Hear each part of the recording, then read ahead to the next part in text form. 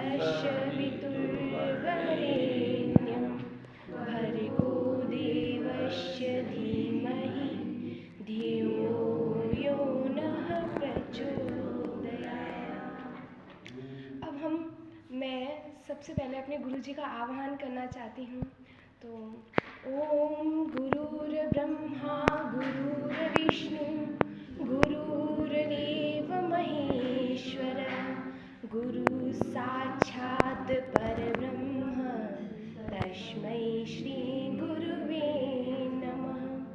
मातृव्रत लालयत्री च पितृव्रत मार्गदर्शिका नमोस्तु गुरुशक्तायै श्रद्धा प्रज्ञायता च।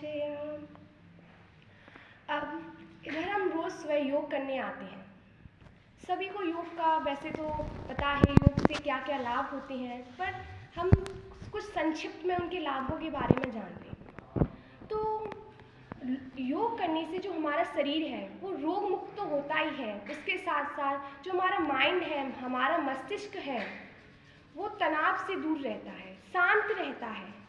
और जो मस्तिष्क तनाव से दूर रहता है उसमें ऐसी क्षमताएं होती हैं कि वो कुछ भी अच्छा लिख सकता है, अच्छा बोल सकता है। तो यहाँ आके जो हमारा मस्तिष्क है वो तनाव से मुक्त रहता है, रोग मुक्त होते हैं। और जो हम लोग होते इधर आके योग से हम अपना फैट कम कर सकते हैं, मतलब अपने शरीर को बिल्कुल फिट बना सकते हैं।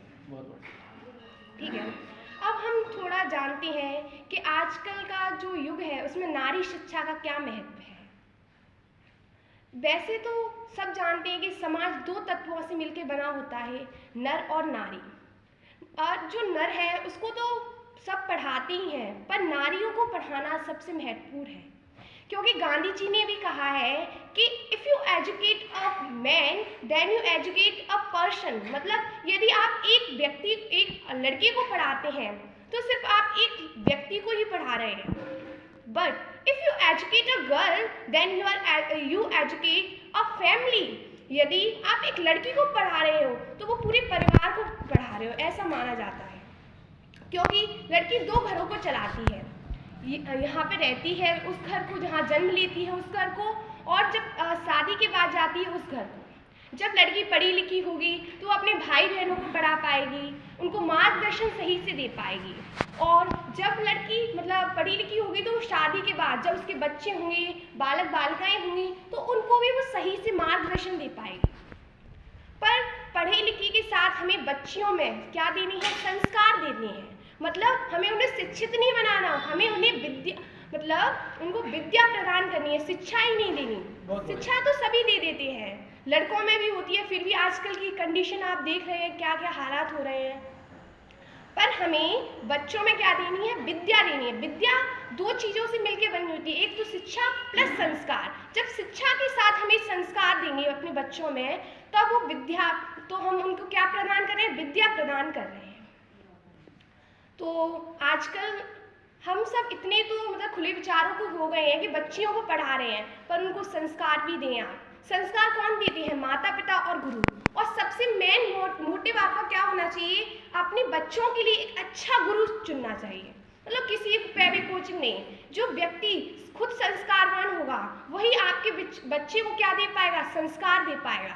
तो उसके गुरु को आप चुने। कि पढ़ाते तो सभी पढ़ा देते हैं, दो किताब पढ़ ली सब पढ़ा देंगे, पर संस्कार तो सबसे ज़्यादा जरूरी संस्कार है। हमारे जो पुराने ज़माने में जो ऋषि मुनि होते थे वो क्या देते थे, संस्कार देते थे गुरुकुल में। तो जो बच्चों को संस्कार मिलेंगे तो वे एक अच्छे समाज का, अच्छे राष्ट्र का क्या कर पाएंगे, निर्माण कर पाएंगे। एक अच्छे राष्ट्र के निर्माण के लिए नारियों का बहुत महत्वपूर्ण योगदान है।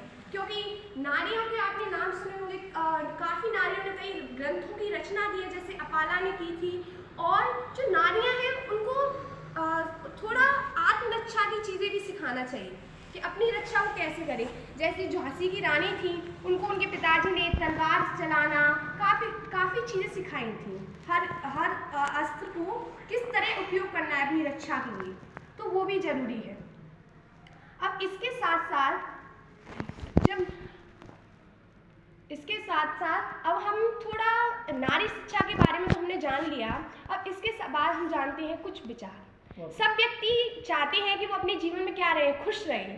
हर व्यक्ति खुशी चाहता है, ऐसा कोई व्यक्ति नहीं हुआ कि वो खुशी नहीं चाहता, शांति नहीं चाहता। पर वो शांत क्यों नहीं रह पाता, खुश क्यों नहीं रह पाता? उसके दो कारण होते हैं।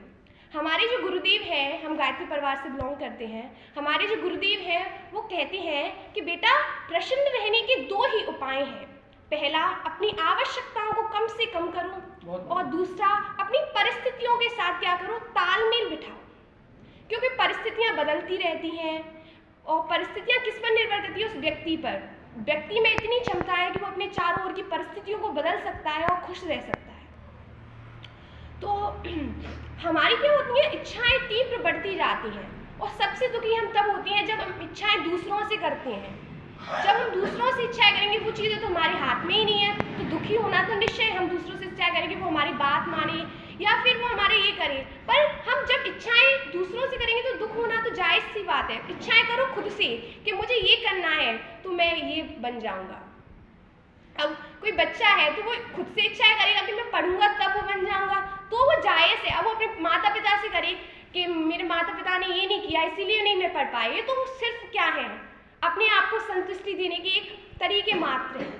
तो अब आवश्यकताएं की चीज़ें होती हैं कम, और हम लोग ऐसे मान लो हम बाज़ार में गए हैं तो काफ़ी चीज़ें ऐसी हैं जो हमें लुभावनी लगती है, हम खरीदने की तरफ आकर्षक हो जाते हैं। पर जो सही व्यक्ति है, जो बाजार मतलब जो एक सार्थक व्यक्ति है या फिर जो एक एजुकेट है, वो व्यक्ति वही माना जाएगा जो अपनी आवश्यकताएं की वस्तु को खरीदे। बाजार के लुभावनेपन से ना ही आकर्षक हो, कोई इफेक्ट नहीं पड़े। कितनी भी लुभावनी चीज़ें हैं कोई इफेक्ट नहीं, सिर्फ उसको क्या मोटिव, मुझे ये सामान लेना है तो मैं बस वही लेके आऊँ।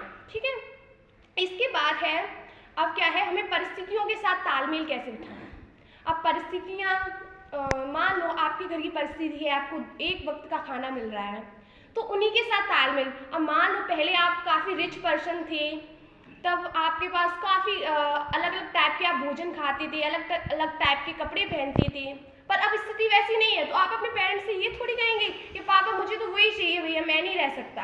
ऐसा नहीं है। आपको अपनी परिस्थितियों के साथ क्या करना है, तालमेल बिठाना है, और इसी से आप अपने जीवन में खुशी प्राप्त कर सकते हैं, सुख प्राप्त कर सकते हैं।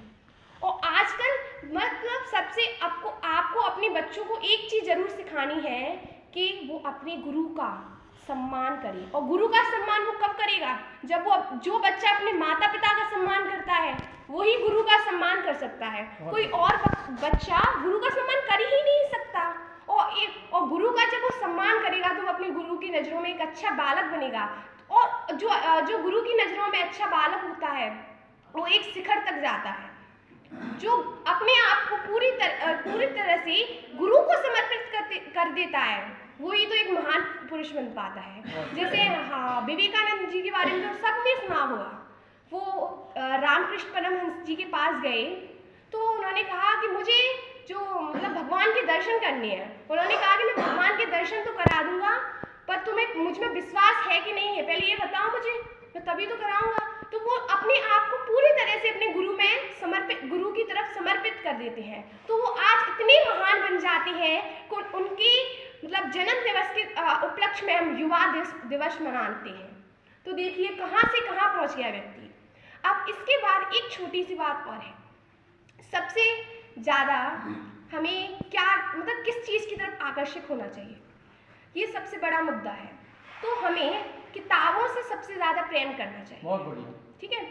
अब एक महान वैज्ञानिक थे, उनके मन में जिज्ञासा हुई कि लोग क्या क्या चाहते हैं, किस किस प्रकार के लोग होते हैं। तो एक शिक्षित मतलब जो अच्छा व्यक्ति था उसके पास गए।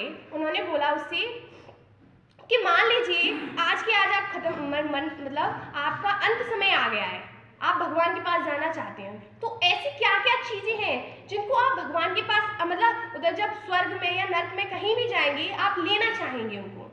मतलब वैसे तो वो व्यक्ति बड़ा अच्छा था, उसने काफ़ी पुण्य किए थे, तो उन्होंने बोला कि आप तो कंफर्म स्वर्ग में जाएंगे, पर ऐसी क्या चीज़ें हैं जो आप स्वर्ग में भी लेना चाहेंगे, क्योंकि स्वर्ग में तो सारी सुविधाएँ होती हैं, खाने पीने की सारी चीज़ें, पर फिर भी ऐसी कोई चीज़ है जिसको आप स्वर्ग में ले जाना चाहेंगे इधर से धरती पे से।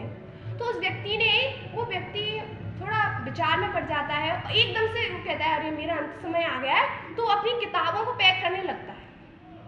तो वो जो वैज्ञानिक, वो फिलोसफर होती हैं, वो उनसे पूछते हैं कि आप किताबें क्यों पैक कर रहे हो, किताबों की क्या जरूरत स्वर्ग में तो सारी चीज़ें हैं, सारे सुख हैं, उस किताबों से क्या करेंगे आप। वो कहता है अगर मैं स्वर्ग में जा तो रहा हूँ, पर उधर मेरा जो समय है वो बर्बाद नहीं होगा।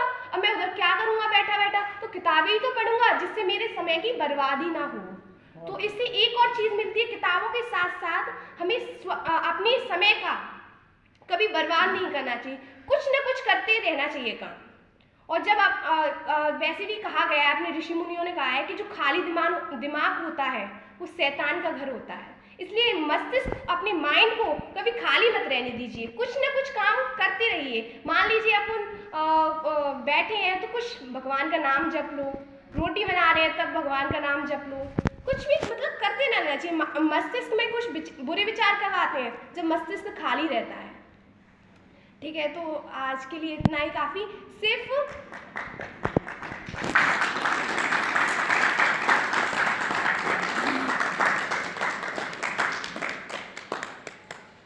तो आज का जो 21वीं सदी है वो नारी सदी है। तो जाते जाते एक स्लोगन बोलते हैं, एक नारा बोलते हैं। मैं बोलूँगी जागेगी भाई जागेगी, आपको बोलना है नारी शक्ति जागेगी। जागेगी भाई जागेगी, नारी शक्ति जागेगी। जागेगी भाई जागेगी, नारी शक्ति जागेगी।